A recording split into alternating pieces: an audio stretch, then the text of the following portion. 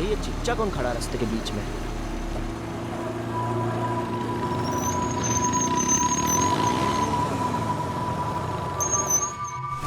चिल्लाओ मत, तेज बाइक मत चलाओ, नियम नहीं मालूम?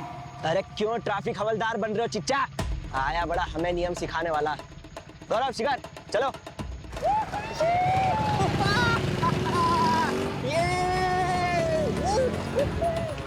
नियम हम नहीं, रक्षक बाबा सिखाते हैं, अनुमति नहीं देंगे, लौट जाओ।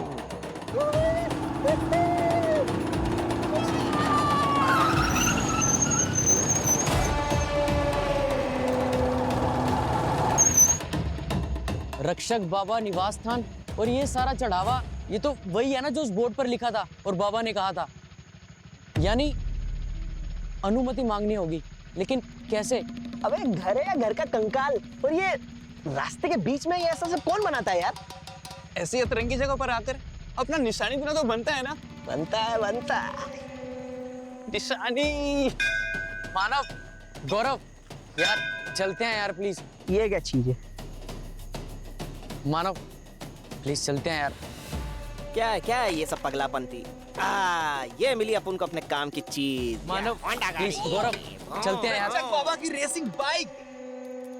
चलते हैं यार प्लीज, कोई और रास्ता लेते हैं। अबे फट्टू चंद, दिखा दी ना तूने अपनी औकात, यहीं से जाएंगे।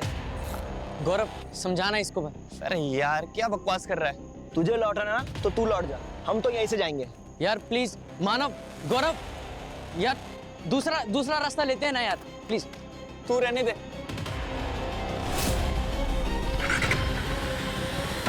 मानव, गौरव, यार प्लीज चलते हैं। मानव, गौरव,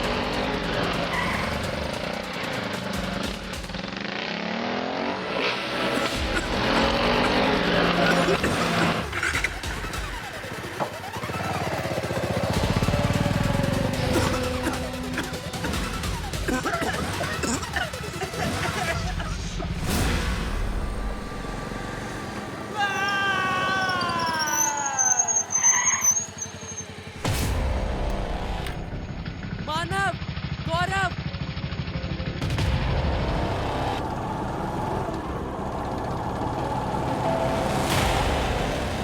मानव, गौरव,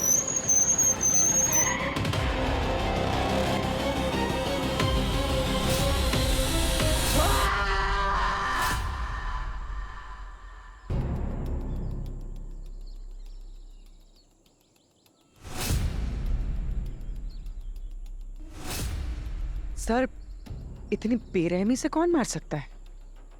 कोई ऐसा जो चेतावनी दे रहा है और साथ में उसकी नुमाइश भी कर रहा है। अरे बॉडी मिलेगी नहीं? नहीं सर, जंगल बहुत घना है। अरे तो क्या कर रहे हो, ढूंढो जल्दी। घना जंगल है तो क्या हुआ? बताइए सर। तुम भी ढूंढो।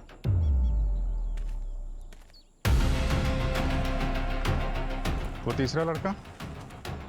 सर ये रहा वो तीसरा लड़का जिसके बारे में हम बताए थे, जो बच गया था, उन दोनों लड़कों के साथ था और भागते हुए थाने आया था। अरे क्या नाम बताए थे जी? शिखर।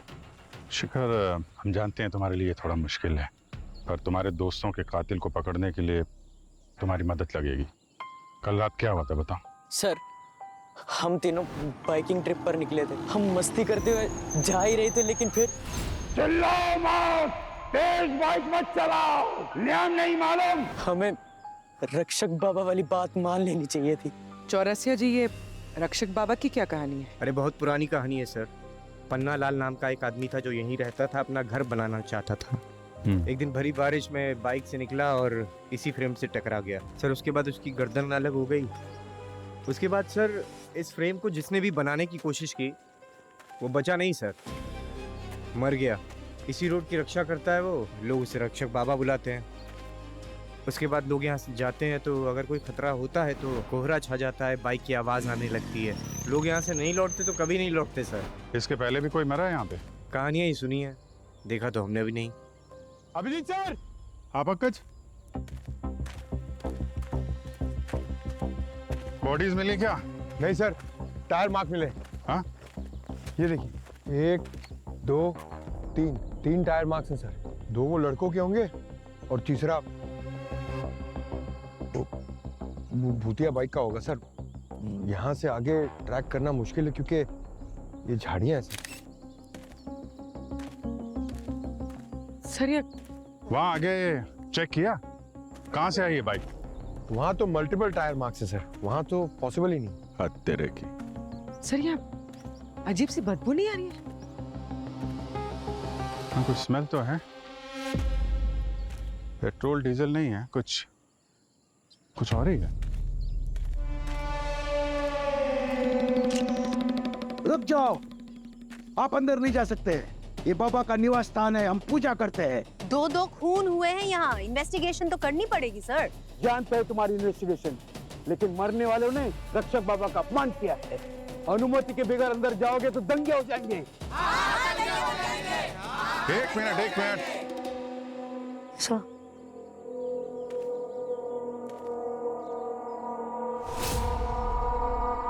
सर, सब बॉडीज तो क्या, यहाँ पर तो खून के छींटे तक नहीं मिले। लगता है ये सर धड़ से अलग यहाँ नहीं किया गया है, नहीं आसपास ज्यादा खून होता। ये कांड कहीं और किया गया है। 2 पूजा करते हैं। इंस्पेक्टर साहब, ये जंगल कितना बड़ा है? सर जंगल 40 एकड़ में फैला हुआ है। चप्पा खुजने में तो हालत खराब हो जाएगी, कई दिन चले जाएंगे। 2 लाशें लेके कोई कितना अंदर जा सकता है? कौवा बहुत मंगा है।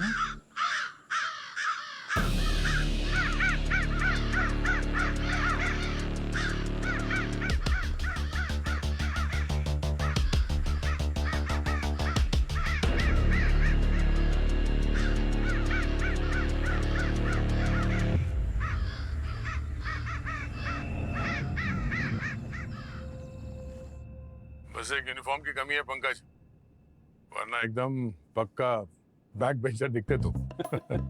अरे सर, मैं तो आपके और अभिजीत सर के नक्शे कदम पर चल रहा हूँ। सही बात है, तुम जैसे स्टूडेंट्स हो ना तो स्कूल ही बंद हो जाए। हाँ सड़के, हाँ, उम्मीद है तेरी स्कूल बंद नहीं करनी पड़ेगी। मतलब नहीं मतलब कुछ जानने लायक मिला है तो ठीक है, वरना वरना नहीं, वरना की जरूरत ही नहीं पड़ेगी। तो फिर बता नहीं जल्दी यार, बताता हूँ। ये देखो बॉस, ये जो टायर के निशान हैं, इन पर वो बाइक चली जरूर है, लेकिन इनके मरने के बाद चली है। और एक बात, ये जो सर इनके धड़ से अलग हुआ है, ये भी इनकी मौत के बाद अलग किया गया है। मतलब ये सब दिखावा तमाशा है, कोई ये सब लोगों को डराने के लिए कर रहा है। पर सर इनकी मौत की वजह क्या है? मैं बताता हूँ।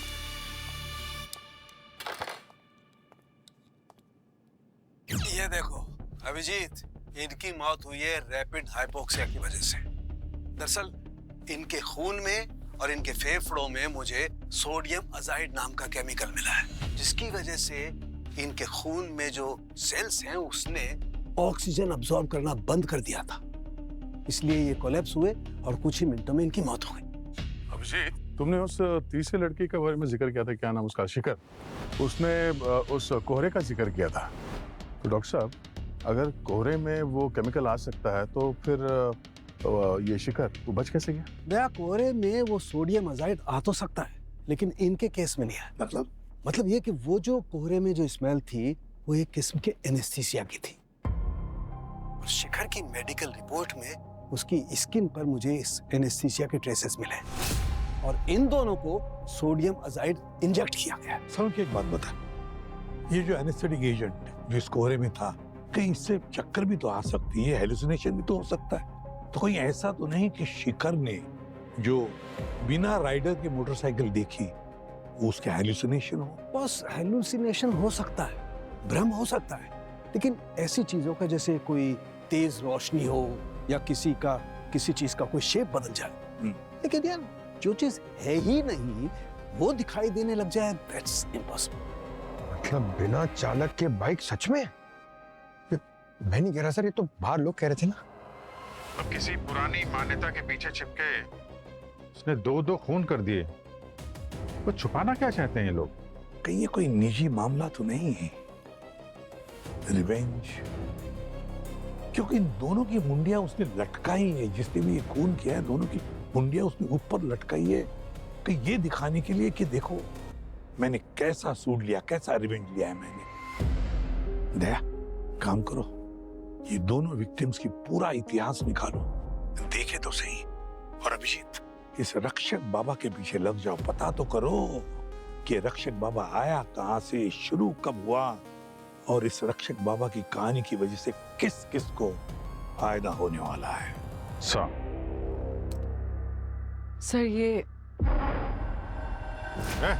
कौन है?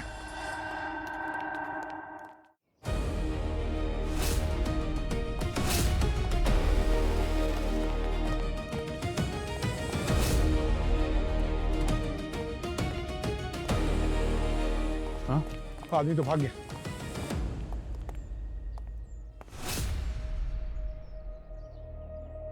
ये निशान पहले तो नहीं था यहाँ पे, कोई तो था।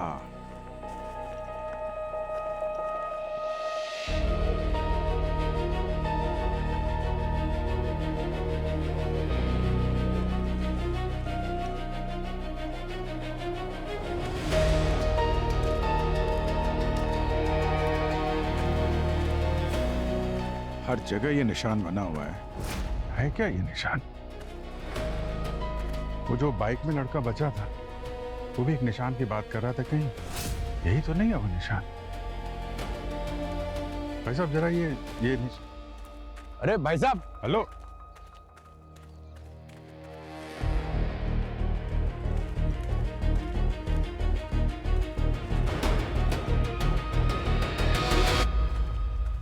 बेटा सुनना जरा, देखो ये वहां पे जो वो निशान बना हुआ है लाल रंग का, ऐसा चक्र जैसा, क्या है, कुछ मालूम है उसके बारे में? ये हाँ, ये तो रक्षक बाबा। हाँ? अरे मैम, सारे के सारे मुंह बंद करके बैठे हुए हैं।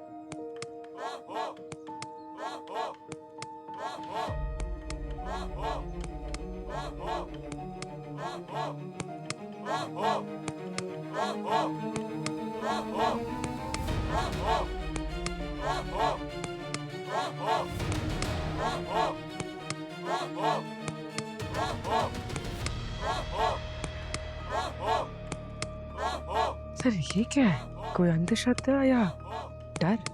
मास स्टेडिया कहते हैं इसे। एक विश्वास चाहे कितना भी अजीब क्यों ना हो, सबको अपने चपेट में ले लेता है। पता ये करना है क्या इन्हें विश्वास है कि रक्षक बाबा इन्हें बचाएंगे, या फिर किसी को डर है कि हम इसे एक्सपोज कर देंगे।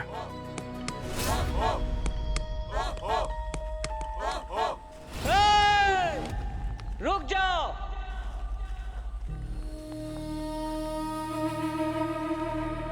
हिम्मत कैसे हुई तुम्हारी हमारे रक्षक बाबा का नाम लेने की और उन्हें ललकारने की?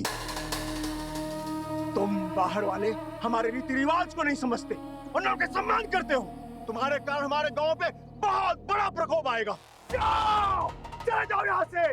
2 लोगों का खून हो गया है, दोनों के सिर धड़ से अलग कर दिए गए। सम्मान और अपमान से ज्यादा जरूरी है खूनी को पकड़ना। अच्छा, तुम खूनी को पकड़ोगे, लेकिन कैसे पकड़ोगे? हमारे रक्षक बाबा के प्रकोप को भला आज तक कोई रोक पाया है? ना, कोई नहीं रोक पाया है। बहुत क्रोधित है हमारे रक्षक बाबा, इसीलिए यह विभत्स मृत्यु हुई है। और उनके प्रकोप को शांत करने के लिए हम सब ये शांति पाठ कर रहे हैं। और तुम्हें क्या लगता है कि अपने बंदूक से हम सबकी रक्षा कर लोगे? ना, कदापि नहीं। इसके पहले कि कोई भयंकर अनर्थ हो जाए, मैं विनती करता हूं तुम लोगों से, चले जाओ। सुना नहीं? जाओ, चल जाओ। सुना नहीं? जाओ यहाँ से। ओए, रुक जाओ सब लोग, रुक जाओ। देखिए साहब, हम लोगों को अपना काम करने दीजिए। मैं इन सब लोग की तरफ से आपसे माफी मांगता हूँ, विनती करता हूँ। बाहर वालों के लिए ये एक अंधश्रद्धा है, लेकिन हमारे लिए बाबा जी एक उम्मीद है, एक सहारा है। देखिए साहब, हम लोग ने बहुत कुछ देखा है, बहुत कुछ भुगता है। क्या देखा है? नहीं,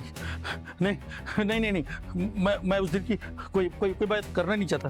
भैया, ये लोग हमारी मदद करने आए हैं। शांत, गहरी सांस लीजिए।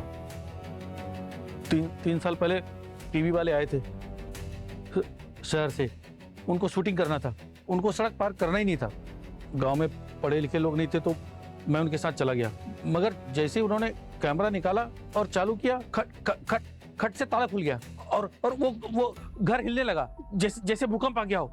और वो घर हिल रहा था और वो उन टीवी वालों को निकल गया। वो निकल गया उन टीवी वालों को। मैं डर गया और मैं बाबा जी का जाप करके भागने लगा और अचानक से मेरी मोटरसाइकिल मेरे ऊपर गिर गई और मेरा हाथ जल गया और फिर खून हो गया, सब खून। भैया, जब गांव लौटे तो पूरी तरह खून से लथपथ थे। कितने महीने तक तो आवाज नहीं निकली, मानसिक संतुलन हिल गया था और वो टीवी क्रू कहीं दिखाई नहीं दिया। कौन सा टीवी क्रू था ये? आपके पास नाम और डिटेल्स तो होंगी ना? कार्यालय में फोन आया था उनका, किसी ने तो फोन उठाया था। ललिताई जिंदा थी तब या माधव ने? नहीं, ललन जी आपने फोन उठाया था। नहीं, आप तो उस वक्त डिस्पेंसरी में थे। अच्छा, कभी बाबा जी ने किसी को सड़क पार करने की अनुमति दी है क्या? हाँ, दी थी। उमा काका को और माधव दूध वाले को, उसको तो हमेशा इजाजत दी थी। और मेरे बेटे राहुल को, जब वो दोस्तों के साथ यहाँ आया था। मगर वो सब 4-6 साल पहले की बात है। तब अनुमति ना मिलने पर लौटने वालों के साथ कुछ बुरा नहीं होता था, लेकिन फिर शायद बाबा जी नाराज हो गए और सबको सजा देने लगे। लेकिन भैया जी के हादसे के बाद सरपंच जी ने गांव वालों पर रोक लगा दी कि जो उस सड़क पर जाएगा उसे गांव से निकाल दिया जाएगा। मतलब 3-4 साल में किसी ने सड़क पार ही नहीं की? अच्छा, जिन लोगों को अनुमति दी थी वो लोग कहाँ हैं अभी? उमा काका का तो स्वर्गवास हो गया, माधव और ललिताई अब नहीं रहे। और आपका बेटा वो राहुल? वो तो दिल्ली में नौकरी करता है। ओके, उसका नंबर मिल सकता है? राहुल, गांव में जो हुआ वो तो आपने सुना ही होगा। हाँ, बहुत ही शॉकिंग था। बट सर, ये मान्यता तो बरसों से चली आ रही है, पर ऐसा पहले कभी कुछ नहीं हुआ। आपके पिताजी के मुताबिक आप उन कुछ चंद लोगों में से हैं जिन्हें वो बाबा जी का स्थान पार करने की अनुमति है? हाँ सर, मैं शहर के कुछ दोस्तों को गांव लेकर गया। हम वहाँ गए, गुरुजी ने पूजा की, चढ़ावा भी चढ़ाया। उसके बाद हम बाइक लेकर निकल गए। गुरुजी ने 1-2 जगह रुकने को भी कहा, मगर शायद ये धुंध और बाइक वाली कहानियां ही है। नहीं, मैं ये पूछ रहा हूँ कि जहाँ ज्यादातर लोगों को मनाही है, आपको अनुमति मिली क्यों? सर, सच कहूँ तो शायद इसलिए कि मैं एक सरपंच का बेटा हूँ। मैं सर एक इंजीनियर हूँ, प्रोफेसर हूँ। इन सब बातों में रत्ती भर विश्वास नहीं रखता। मेरे जिद करने के बाद गुरुजी ने एक पूजा की, मंत्र पढ़े और उसके बाद दिखावा किया कि बाबा जी ने आपको अनुमति दे दी है। तो फिर ये लल्लन की मानसिक संतुलन खोने वाली स्टोरी के बारे में क्या कहना है आपका? सर, वो सब मेरे गांव छोड़ने के बाद हुआ। वैसे लल्लन को दौरे तो पहले भी पड़ते थे। गुरुजी हर महीने 3-4 पूजा करते थे उसके लिए। और सर, गुरुजी खुद 4-5 साल में कितनी तरक्की कर गए। ठीक है राहुल, जरूरत पड़ी तो दोबारा कांटेक्ट करेंगे। Thank you.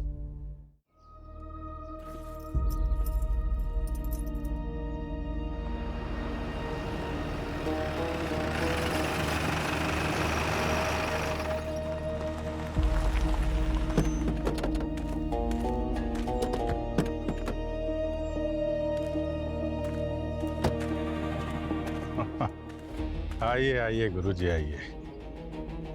अरे पंकज, हमने तो सुना था कि सरपंच जी ने गांव वालों का इस रास्ते से आना जाना बंद कर दिया है। तो हम जैसे आम लोगों के लिए ना सर, रक्षक बाबा की कहानी सुनाने वाले महाअनुभव के लिए थोड़े ही सर। अरे हाँ, ये बात तो है। मुझे सब समझ में आ रहा है कि तुम दोनों के बीच में क्या खिचड़ी पक रही है। अब असली कातिल नहीं पकड़ पाए तो अपना उल्लू सीधा करने के लिए मेरे पीछे पड़े हो। ध्यान रखना, अगर गांव वालों को रत्ती भर भी भनक लगी कि तुम लोगों ने मुझे यहां घेरा है तो क्या? हाँ? अरे मुझे लगता है कि गांव वालों को यहाँ बुला ही लेना चाहिए। मुझे ये जानने में बड़ी दिलचस्पी हो रही है कि जब उन लोगों को पता चलेगा कि गुरुजी उनको धोखा दे रहे हैं, उनके घर में काला धन पड़ा हुआ है, उनके घर में प्रॉपर्टी के पेपर पड़े हुए हैं, तो वो लोग कैसे रिएक्ट करेंगे? रक्षक बाबा की कहानी से सबसे ज्यादा तुम्हें फायदा हो रहा है राकेश नंदन उर्फ गुरुजी। इतना कि तुमने दुबई में भी घर खरीद लिया और अपने बच्चों को वहां पे सेटल कर दिया है? फिर शहर से 3 लड़के आए जिन्होंने तुम्हारी इस मनगढ़ंत कहानियों को चुनौती दी और तुम्हें लगा कि इसके पहले गांव वालों का डर खत्म हो जाए, तुमने उन्हें रास्ते से हटा दिया। ऐसा है कि इस देश में लोगों को तर्क वितर्क से नहीं, डर से बांध कर रखना होता है। एक ऐसा डर कोई अनहोनी ना हो जाए, समझे? और जो उस डर को दूर कर दे वो गांव वालों का विश्वास पात्र बन जाता है। और रही बात पैसा कमाने की, तो हाँ, हमने आर्थिक फायदा उठाया है, लेकिन जोर जबरदस्ती से नहीं, किसी के जेब में डाका डालकर नहीं, अपनी श्रद्धा से, अपनी मर्जी से, ईश्वर में आस्था रख के, रक्षक बाबा में आस्था रख के लोगों ने बड़े से बड़े पाठ हमसे करवाए हैं, समझे आप? और रही बात जो आप लोगों ने देखा, वो हमारा मुनीम है और दिन भर के पैसों का हिसाब किताब देने हमें वो यहाँ आता है, क्योंकि ये सुनसान सुरक्षित सड़क है। पैसों के लेन देन के लिए बहुत ही सही जगह है। और मैं इतना भी मूर्ख नहीं हूं कि अपनी इस प्रतिष्ठा को दांव पर लगाऊंगा। थोड़ी सी अपनी बुद्धि का सदुपयोग कीजिए। पागल नहीं हूं कि मैं मीडिया को, पुलिस वालों को अपने दहलीज पर बुलाऊंगा। 300 लोग भी आ जाए ना तो साबित नहीं कर सकते इस गांव के लोगों के सामने मैंने जो झूठ गढ़ा है ना, तो वैसे ही रहेगा। अगर तुम लोगों के पास मेरे खिलाफ कोई सबूत नहीं है तो प्रेम से बोलो जय रक्षक बाबा और हमारा रास्ता छोड़ो।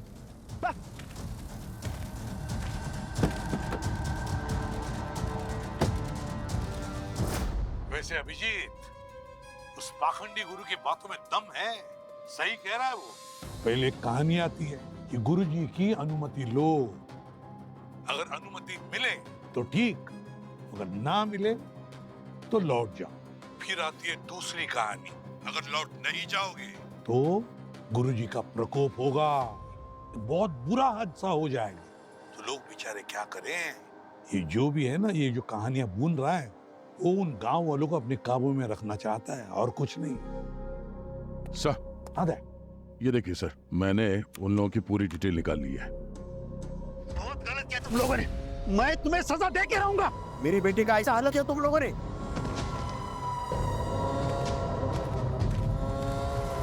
विक्टिम मानव, गौरव और जो बच गया शिखर, सर ये तीनों कानपुर के कॉलेज में एक साथ पढ़ते थे।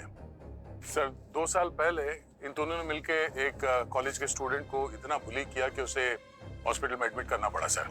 इन तीनों को जेल होने वाली थी, मगर शिखर के पापा कोई बहुत बड़े बिल्डर है सर, मिस्टर डांगड़ा, उन्होंने अपना इन्फ्लुएंस लगा के इन तीनों को जेल जाने से बचा लिया।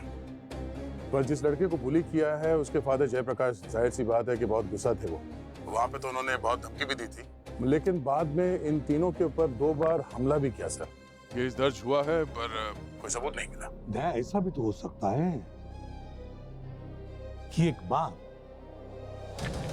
जिसका बेटा मरते मरते बच गया और जिसे लगता है कि सिस्टम ने उसे इंसाफ नहीं दिया, वो एक पुरानी कहानी का सहारा लेता है और उन 3 बच्चों को जिन्होंने उसके बेटे को बुली किया है, उन 3 बच्चों में से 2 को मार डालता है, मगर तीसरे की जान बख्श देता है। तीसरा जो है शिखर, उसे नहीं मारता वो। अभिजीत, कानपुर जाकर इस जयप्रकाश और उसकी फैमिली से मिलो, अच्छी तरह से चेक करो उनका बैकग्राउंड। और तो और उस सड़क पर भी जाओ, उस सड़क पर जहां पर कोहरा फैला हुआ था, वहां पर जाकर देखो, पता लगाओ कि वहां उस सड़क पर जाने से लोग घबराते क्यों हैं, क्यों डरते उस सड़क पर जाने से, और लोगों के ना जाने से किसका फायदा होने वाला है।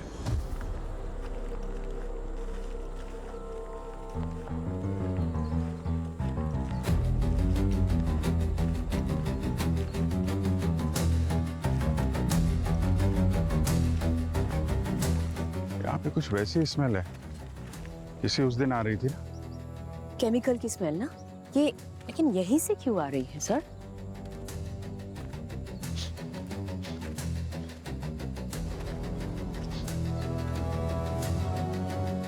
यहीं पे है कुछ।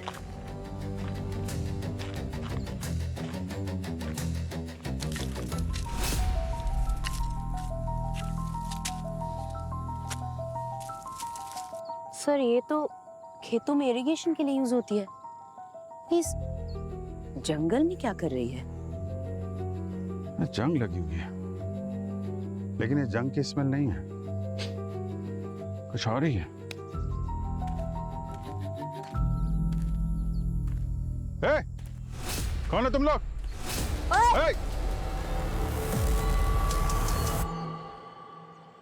आप इन्हें पहचानते हैं? ये जो बैठा है ना, ये मेरा बेटा है। यूके की बड़ी यूनिवर्सिटी ने इसकी एप्लीकेशन है ना एक्सेप्ट की थी। इस वक्त ये वहां पढ़ रहा होता। जयप्रकाश जी, हम जानते हैं इसकी ये हालत उन तीनों की वजह से हुई है, मानव, गौरव और शिखर। हम समझ सकते हैं आपकी तकलीफ। नहीं, आप नहीं समझ सकते। मैं अच्छी तरह जानता हूँ आप यहाँ क्यों आए हो। मानव और गौरव का खून हो चुका है, ये बात मैंने न्यूज में देखी है। और सच को ना, इस बात को मुझे बिल्कुल बुरा नहीं लगा। भले आपका सिस्टम उन्हें सजा ना दे, लेकिन अपने कर्मों का फल उसे भुगतना ही पड़ता है। नवंबर 21 की रात को आप कहाँ थे? मैं अपने घर पे था, मेरे बेटे के साथ। यहाँ मेरे बेटे का बुरा हाल हुआ है और आप मुझसे उल्टा सवाल कर रहे हो। सॉरी। जिस दिन ये तीनों जेल से छूटे ना, वो शिखर की बाप की वजह से मुझे इतना गुस्सा आया था ना, मुझे ऐसा लगा कि अपने हाथों से उन्हें मार दूं, खासकर वो मानव और गौरव को, क्योंकि शायद शिखर तो बस मोरी संगम में लग चुका होगा। लेकिन एक बार मैंने उन पर अटैक करने की कोशिश की थी। फिर मेरे बेटे ने मुझे समझाया कि हम में और उनमें फर्क क्या रहेगा। फिर मेरी हिम्मत नहीं हुई। आपको सबूत चाहिए ना, तो ये सीसीटीवी कैमरे चेक करो। मैंने सेफ्टी के लगाए अपने बेटे के लिए, और चाहे तो आप मेरे से भी बात कर सकते हो। उस रात मैं अपने घर पे ही था। सर, निवास स्थान के पास से वो केमिकल वाली स्मेल दोबारा मिली सर। हम लोग काफी देर तक हाथ से मिट्टी हटाते रहे, तो फिर ये एक सड़ी हुई पाइप मिली सर। अगर ये पाइप सड़ा हुआ है, पुराना है, तो उसमें केमिकल की बदबू नहीं आ सकती। जरूर ये कोहरा जो है ना, वो उस सड़क पर उस पाइप में से ही छोड़ा जा रहा था। वो पाइप का इनलेट कहाँ से था, पता लगा? सर, ज्यादा खोदने के लिए फावड़े का इस्तेमाल करना पड़ता। मामला सेंसिटिव है सर, आस्था का मामला है, तो बिना किसी ठोस सबूत के ताले को छूना या निवास स्थल के अंदर जाना थोड़ा बवाल मच जाएगा सर। सर, इसके अलावा हमने सारी सड़क छान मारी। 1.5 किलोमीटर का रास्ता है, दूर दूर तक कोई झोपड़ा तक नहीं, और दूसरी तरफ हाईवे है।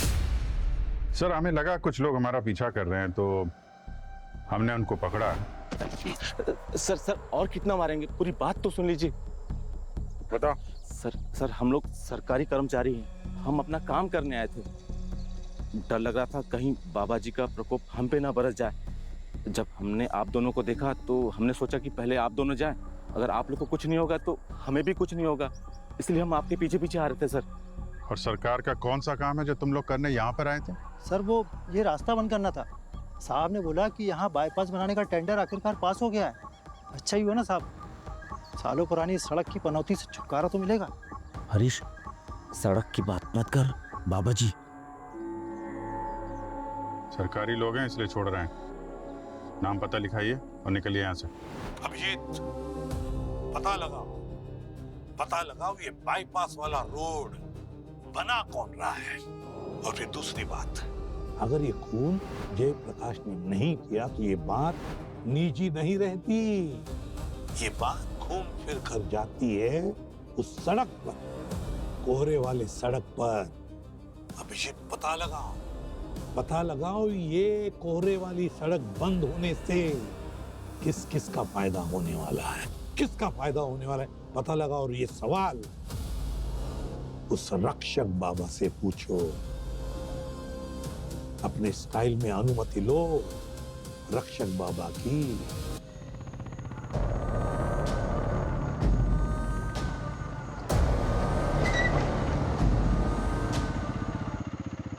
हाय गाइस, तो ये है फेमस खौफनाक रक्षक बाबा का निवास स्थान। कहते हैं यहाँ से अनुमति लिए बिना हम आगे नहीं जा सकते। चलो अनुमति लेते हैं। अरे अनुमति गई तेल लेने, मैं जा रहा हूँ यहाँ से। अरे कहाँ जा रहे हो? अरे हम रक्षक बाबा के वीआईपी गेस्ट हैं, चलो अंदर। चलो चलो। तो हम चले। चलो। अरे घंटी बज गई। नहीं, चलो चलो चलो। कौन बजा रहा है? अरे मिल गई अनुमति, चलो आओ अंदर। अरे मजा आएगा, चलो चलो ना। ये देखिए, ये है निवास स्थान और ये है हम। ये लगता है छोटी छोटी बाइक्स को भी बाबा ने अनुमति दे दी। हाँ तो मिल गई ना अनुमति, चलो रास्ता क्रॉस करते हैं। Let's go. सो बाबा, don't forget to like, share and subscribe. Let's go, चलो।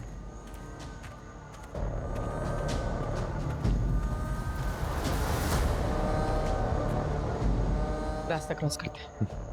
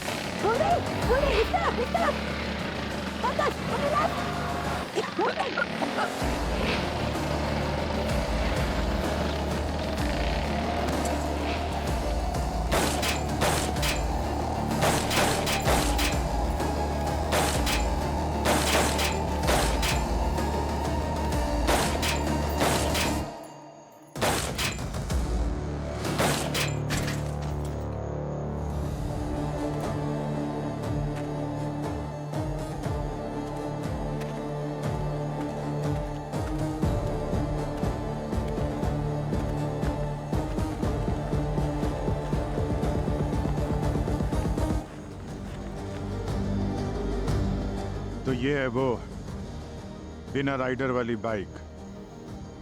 अब इसके राइडर का पता तो सालू के साहब ही लगाएंगे।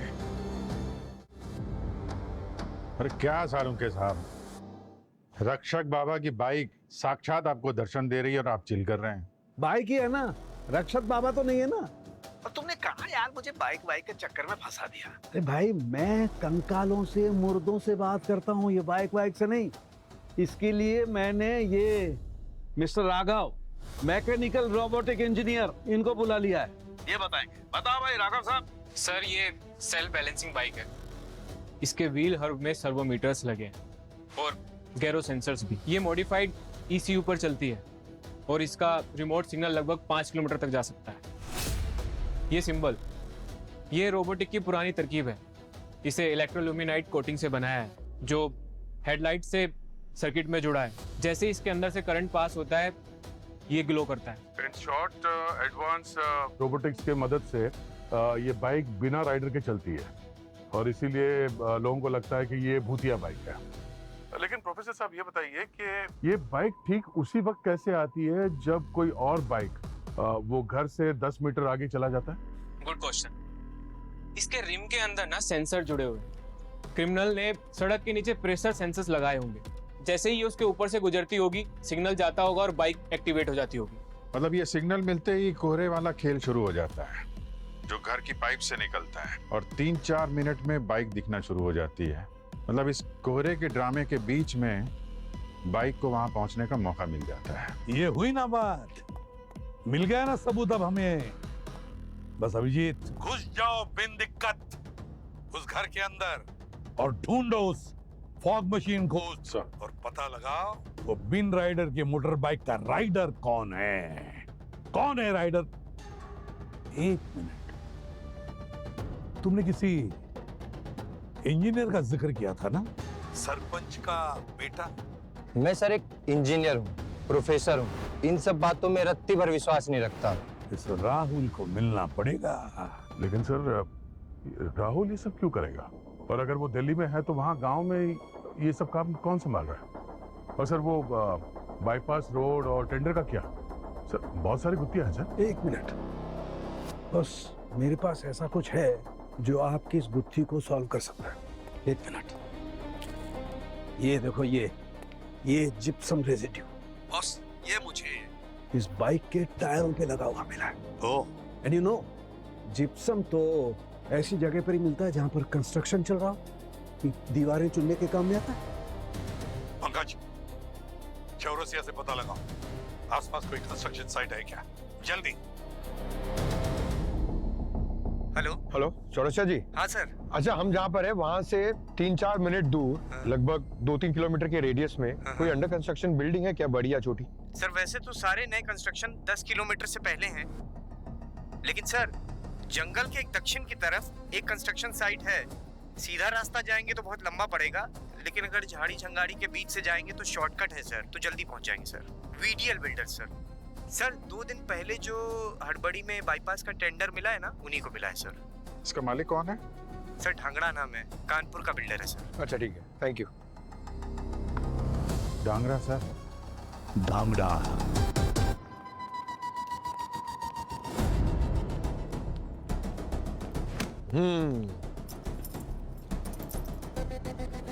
तुम्हारे पापा का है, घर और ऑफिस दोनों जगह नहीं है। मानव और गौरव को मारना कौन चाहता था? तू के पापा? नहीं सर, खून नहीं, हम तो बस बाइकिंग का आइडिया तुम्हारा ही था ना? तुम ही सबको वहां ले गए थे ना? नहीं, वो तो पापा ने कहा था कि बिलोर अच्छा है, बस निवास स्थान से दूर रहना। Very good. पापा को फोन करो, बोलो कि बेटा तुम अरेस्ट हो गया।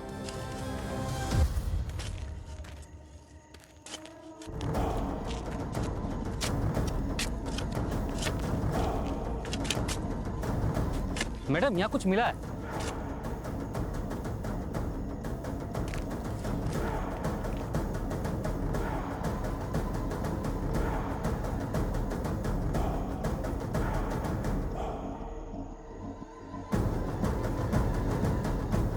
सर, फॉग मशीन मिल गई।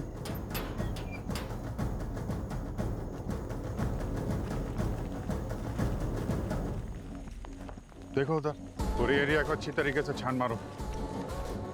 सर मैं इधर दिखता हूँ। या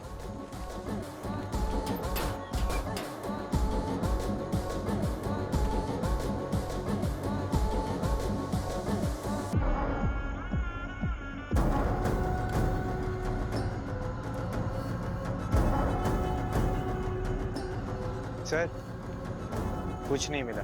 ये देखो, सर्वो ब्रैकेट। ओहो, और ये कंप्यूटर, सारा सामान यहाँ से चलती है।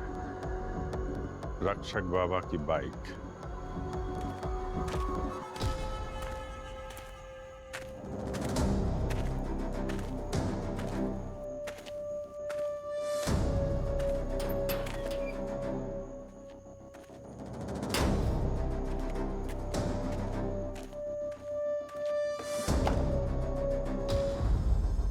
सामान लेके जाने के चक्कर में हो? हाँ?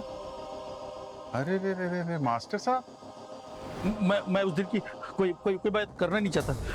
क्या लल्लन जी, स्कूल चलाने के साथ साथ बाइक भी चला लेते हो बाबा जी की? हाँ? मैं तो सिर्फ मदद कर रहा था साहब। बहुत पैसा दे रहे थे वो लोग, साहब लोग। कौन है साहब लोग जो पैसे देते हैं?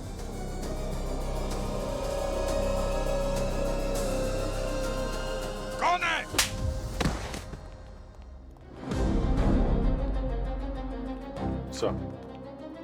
आइए आइए, सरपंच जी के होनहार रोबोटिक जीनियस बेटे राहुल जी पधारिए।